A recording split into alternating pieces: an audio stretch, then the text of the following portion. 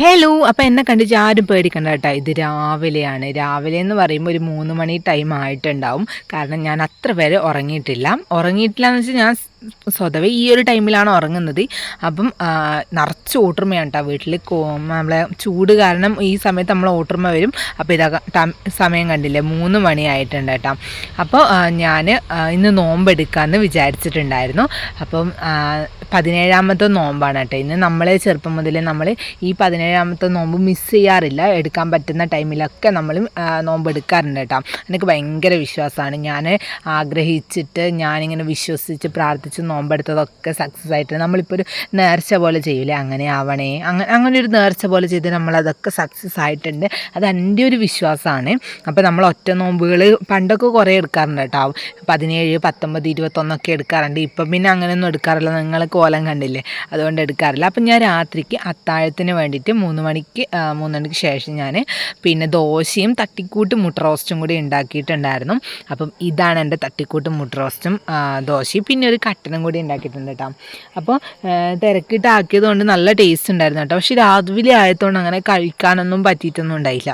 ഞാൻ പിന്നെയും പട്ടിണി കിടക്കുകയാണല്ലോ എന്ന് ഓർത്തിട്ട് ഞാൻ തട്ടിക്കൂട്ട് കുറേ കഴിച്ചിട്ടുണ്ടായിരുന്നു.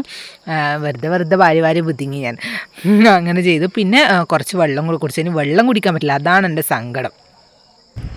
അപ്പോൾ ഓക്കെ, ബൈ, നാളെ കാണാം. അപ്പോൾ നാളെ രാവിലെ എന്താവും എങ്ങനെയാണെന്നൊന്നും അറിയില്ല. എന്തായാലും നല്ലോണം പ്രാക്ടീസ് കിടപ്പം. അപ്പോൾ സമയം 2:40 ആയിട്ടോ. ഉച്ചയ്ക്ക് ഭയങ്കര ചൂടാണ്. അപ്പം ഞാനെന്ത് പണിയെടുത്തു, ഇപ്പം 2 മണി അങ്ങനെ ആകുമ്പോഴേ എഴുന്നേറ്റത്.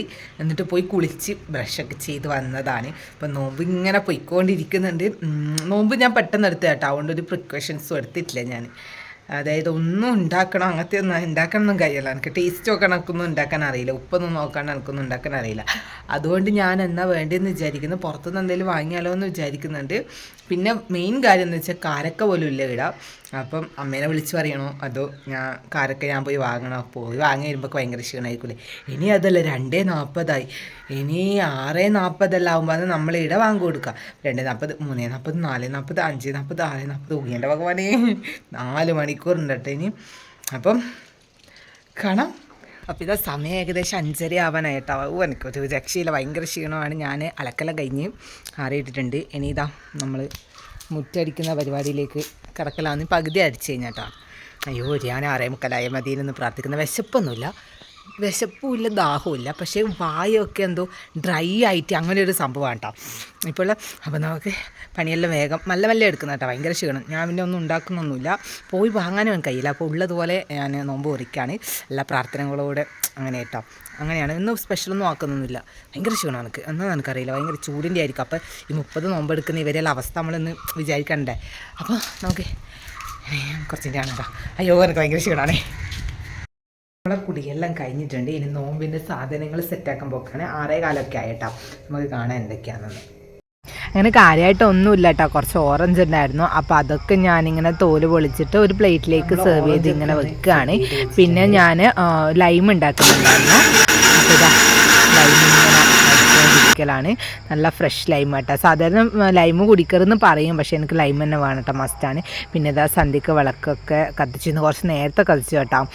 പിന്നെ ഇതാ എല്ലാം സെറ്റാക്കി വെച്ചിട്ടുണ്ട്. കാരക്ക നല്ല അടിപൊളി കാരക്കയാണ് കേട്ടോ. നല്ല ടേസ്റ്റ് ഉണ്ടായിരുന്നു. പഴംപൊരിയും ഇതൊക്കെ അമ്മ കൊണ്ടുവന്നതാണ് കേട്ടോ. പരിപ്പുവടിയും ഉള്ളിവടിയും പഴംപൊരിയും പുറത്തുനിന്ന് കൊണ്ടു തന്നെയാണ്. പിന്നെ നാരങ്ങ ഞാൻ വീട്ടിൽ നിന്ന് ഇതാക്കി വെച്ചതാണ്. പിന്നെ കസ്കസ് ഇട്ടിട്ട് നാരങ്ങ വെള്ളം കൂടെ ഞാൻ ആക്കുന്നുണ്ട്. സാധാരണ ഈ വെറും വയറ്റിൽ, അതായത് പട്ടിണി കിടന്നിട്ടുള്ള വയറ്റിൽ നാരങ്ങ വെള്ളം കുടിക്കാറ് അതിൻ്റെ ആസിഡ് നമ്മളെ കുടലിലേക്ക് മുറിവ് പറ്റുന്നുള്ളതാണ്. ഇതാണ് ഏറ്റവും കൂടുതൽ നമ്മളെ ആ ഒരു നോമ്പ് പറയുന്ന ഒരു വേദന, അങ്ങനെയല്ല, നോമ്പ് പറയുന്ന ആ ഒരു സംഭവം. കാരണം ഈ വെയിറ്റിങ് കാരണം ഞാൻ വിചാരിച്ചത് 6:40, 43 ഒക്കെ ആകുമ്പോഴേക്ക് വാങ്ങി കൊടുക്കുന്നു. പക്ഷെ വാങ്ങി കൊടുക്കാൻ ഭയങ്കരമായിട്ട് ലേറ്റ് ആയിട്ടുണ്ടായിരുന്നു കേട്ടോ. പിന്നെ ഇത് ഇറയത്ത് വന്ന് ഈ കാണുന്നതാണ് കേട്ടോ പള്ളി. നമ്മളെ വീട്ടിൻ്റെ തൊട്ടിപ്പുറം പള്ളിയാണ്.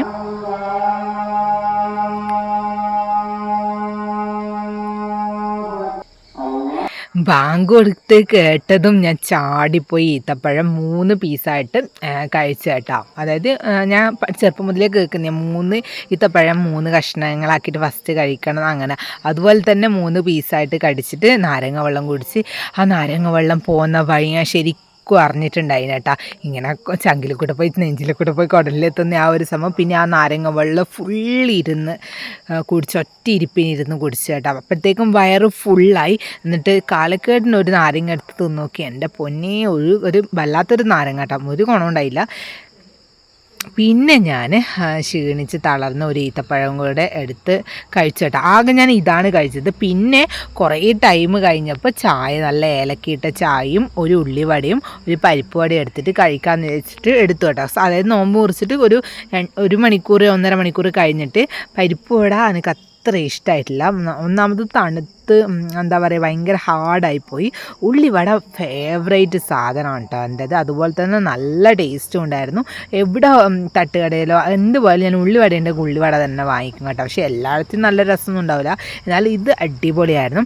അങ്ങനെ നല്ല ഏലക്ക ചായയും നല്ല സ്ട്രോങ് ഏലക്ക ചായയും കുടിച്ച് കുറച്ച് മിച്ചറും കൂടി എടുത്തിട്ടോ. പരിപ്പ് വട തിന്നില്ല, പരിപ്പ് വട ഞാൻ അങ്ങ് കൊണ്ടുപോയി വെച്ചു.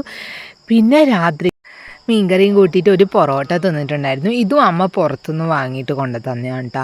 അപ്പോൾ നമ്മൾ വീട്ടിൽ നിന്ന് അങ്ങനെ ഒന്നും ഉണ്ടാക്കിയിട്ടൊന്നും ഉണ്ടായിരുന്നില്ല. അപ്പോൾ ഇതാണ് എൻ്റെ ഒരു നോമ്പ് ഡേ. അപ്പോൾ എല്ലാവർക്കും ഇഷ്ടപ്പെടുന്നതായിരിക്കുന്നു. ബായ്.